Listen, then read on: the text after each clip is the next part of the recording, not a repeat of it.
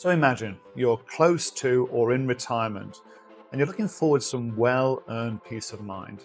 However, you have a concern that your net worth will not be enough to fund your next phase of life. So in this video, I'm going to cover the model that will allow you to build your withdrawal approach so that you can maximize your portfolio returns and so reduce the risk of running out of money. Before we jump in, I want to remind you I'm not a financial advisor. I simply share tools and knowledge and methods I use in hope that will help you in your investment journey. So let's dig in. I was asked recently about the most effective order for withdrawing in retirement.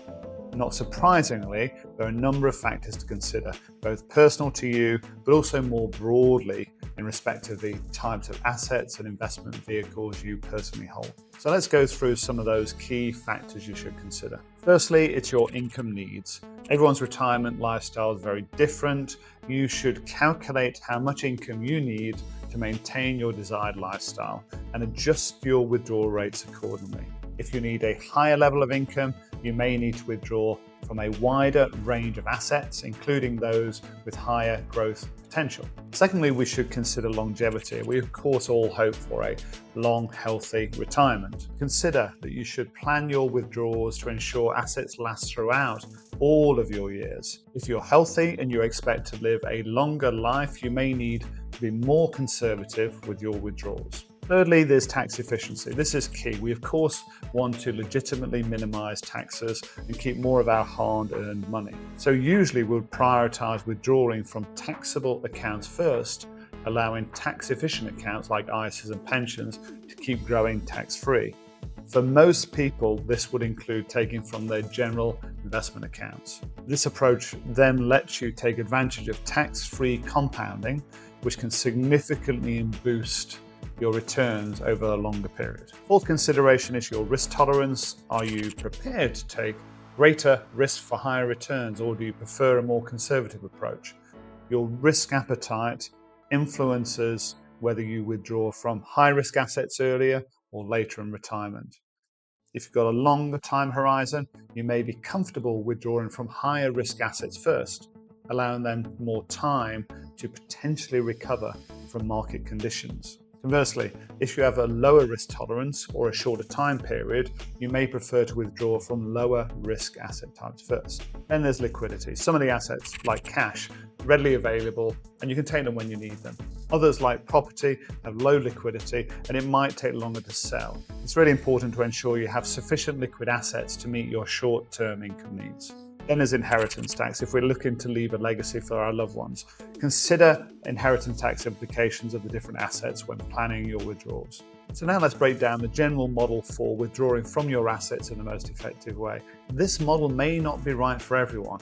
It will depend on the answers to the factors we mentioned earlier, also on your own personal circumstances, but it can be a good guide for most people. So where do you start? You normally start with your general interest accounts.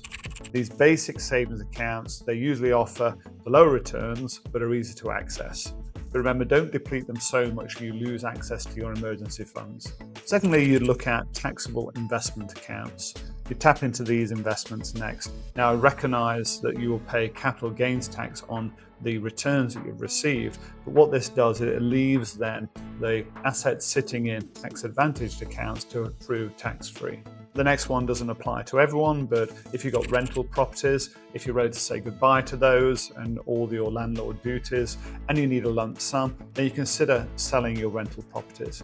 You need to, of course, still be mindful of capital gains tax. Then consider bonds next. Withdrawing from the bond, especially those with lower returns or nearing maturity. Now let's look at ISAs. Now there's multiple types of ISAs, but all of them allow for tax-free income, and you can strategically withdraw from these dependent on your risk tolerance and income needs. Then there's finally accessing your pensions, taking advantage of the 25% tax-free lump sum and considering options like drawdowns or annuities to generate a sustained income. When you think about how to access your pension assets, consider the trade-off between taking the 25% tax-free lump sum up front and using it to reduce your tax exposure against future withdrawals. For example, you could use the lump sum to cover your initial expenses in retirement, allowing you to withdraw less of your pension in subsequent years, potentially staying at a lower tax rate band. Each person, as we know, has a personal allowance, which is the amount below which they don't pay tax on an annual basis. By withdrawing an amount from your pension that utilizes personal allowance and then topping up with a 25% tax-free lump sum, you can effectively withdraw significant sums tax-free from your pension. And you can see from this study by Vanguard that they ultimately agree. They suggest that you should withdraw in the following order: from your general investment account, followed by your ISA, and then your defined contribution pension. So how might we adapt this model in the future with new asset classes, or if your personal circumstances change? Well, we know the financial world is constantly changing. New investment options might pop up, your circumstances might change. So I wanted to give a framework that might be able to use to look at your best withdrawal approach with those changes in mind. So this is a bit of a checklist to consider. So you consider the tax implications. How will withdrawals be taxed? Your risk and reward profile. What is the potential for growth? What is the associated risk, and whether you're comfortable with that profile? Liquidity, how easily you can access the funds when you need to. And then are there any specific rules or regulations or restrictions or penalties that apply when you withdraw? And then you want to think about the inheritance tax implications, how the assets will be treated from an inheritance tax perspective. If you use this approach and consider these factors, then it's likely you'll be able to integrate any new asset types or any changes to your personal circumstances into your withdrawal strategy. Before we finish, let's talk about the psychological impacts of withdrawal. As we know, retirement planning is not just about the numbers, it's about emotions too.